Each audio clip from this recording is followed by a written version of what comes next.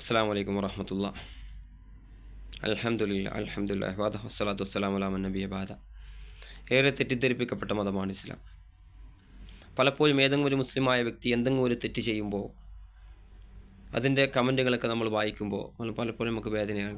കാരണം ആ വ്യക്തിയിലേക്ക് മാത്രം ആ തെറ്റിനെ ചുരുക്കാതെ ആ ഇസ്ലാമിനെയും അദ്ദേഹം ഉൾക്കൊള്ളുന്ന ഇസ്ലാമിനെയും ഈ ഇസ്ലാമിൻ്റെ പ്രവാചകനെയും വരെ തെറി പറയുന്ന വളരെ മോശമായ പദപ്രയോഗങ്ങൾ നടത്തുന്ന ആളുകൾ നമുക്ക് കാണാൻ വേണ്ടി സാധിക്കും. മുസ്ലിം നാമധാരികളായ ആളുകൾ പോലും ഇസ്ലാം ഭീകരവാദമാണ് എന്ന് പറയുമ്പോൾ യഥാർത്ഥത്തിൽ എന്താണ് ഇസ്ലാം എന്ന് നമ്മൾ മനസ്സിലാക്കേണ്ടിയിരിക്കുന്നു.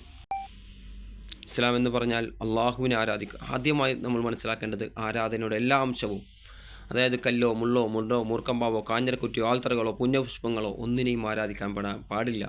ഒന്നിൻ്റെ മുമ്പിലും ബലികർമ്മങ്ങളോ നേർച്ച വഴിപാടുകളോ നടത്താൻ പാടില്ല. ഏകനായ അള്ളാഹുവിന് മാത്രമേ അത് പാടുള്ളൂ. അതാണ് ഒന്നാമത്തെ കാര്യം. രണ്ടാമതായി പ്രവാചകനെ അനുസരിക്കുക എന്നതാണ്. പ്രവാചകൻ സല്ലല്ലാഹു അലൈഹി വസല്ലം ഈ ലോകത്തേക്ക് കടന്നു വരുന്ന സമയത്ത് നമ്മൾ പറയാറുണ്ട് ആ കാലഘട്ടത്തെക്കുറിച്ച് ജാഹിലിയ കാലഘട്ടമെന്ന്. ആ ജാഹിലിയ കാലഘട്ടത്തിൽ എങ്ങനെയായിരുന്നു അവിടെയുള്ള അവസ്ഥ? സർവത്ര മദ്യപാനവും വ്യഭിചാരവും അതേപോലെ എല്ലാ തോന്നിവാസങ്ങളും. കുടുംബബന്ധത്തിന് ഒരു പ്രാധാന്യം അവർ നൽകിയിരുന്നില്ല. അയൽപക്ക ബന്ധത്തിന് ഒരു പ്രാധാന്യമില്ല. അയൽപക്കത്ത് അപ്പുറം ഇവിടുത്തെ ഒരു ഒട്ടകമോ ഒരു ഏതെങ്കിലും ഒരു ജീവി അപ്പുറത്തെ വളപ്പിൽ ചെന്ന് അപ്പുറത്തെ അയൽപക്കത്ത് ചെന്ന് എന്തെങ്കിലും ഭക്ഷിച്ചാൽ അതിൻ്റെ പേരിൽ വഴക്കുണ്ടാക്കുകയും വർഷങ്ങളോളം യുദ്ധം ചെയ്യുകയും ചെയ്തിരുന്ന ഒരു സമുദായം. അതുപോലെ കളവ് പറയുമായിരുന്നു അവർ. സത്യസന്ധതയ്ക്ക് യാതൊരു വിലയുമില്ല. അതുപോലെ കയ്യൂക്കുള്ളവൻ കാര്യക്കാരനെന്ന് പറഞ്ഞതുപോലെ കയ്യൂക്കുള്ളവൻ മറ്റുള്ളവരെ സ്വത്ത് അപഹരിക്കുക, അവനെ വഞ്ചിക്കുന്നതിലോ അവനെ പറ്റിക്കുന്നതിലോ, കുറച്ച് അറിവും ബുദ്ധിയും കുറഞ്ഞവനെ പറ്റിക്കുന്നതിലോ യാതൊരു പ്രയാസവും ഒന്നും അവർ കണ്ടിരുന്നില്ല.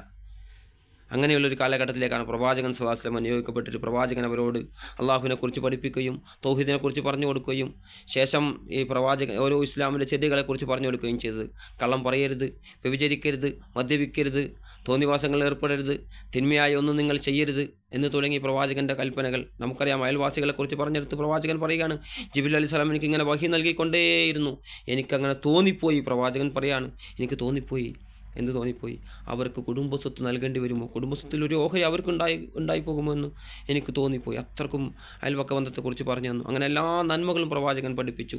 എങ്ങനെ ഇരിക്കണം, എങ്ങനെ നടക്കണം, എങ്ങനെ പ്രവർത്തിക്കണം, എങ്ങനെ ആളുകളോട് ഇടപഴകണം, എങ്ങനെ ഒരു മനുഷ്യനെ ആദരിക്കണം, എങ്ങനെ ബഹുമാനിക്കണം, മാതാപിതാക്കളുമുള്ള എങ്ങനെയാണ് നിങ്ങൾ മാതാവിനെ കുറിച്ച് നമ്മൾ പറയുക, എങ്ങനെ അവരോട് പെരുമാറണം, മാതാപിതാക്കളുള്ള കടമകൾ എന്താണ്, അങ്ങനെ തുടങ്ങിയ 8 കാര്യങ്ങൾ പ്രവാചകങ്ങൾ ഞങ്ങൾ പഠിപ്പിച്ച് ഞങ്ങളെ സംസ്കരിച്ചെടുത്തു.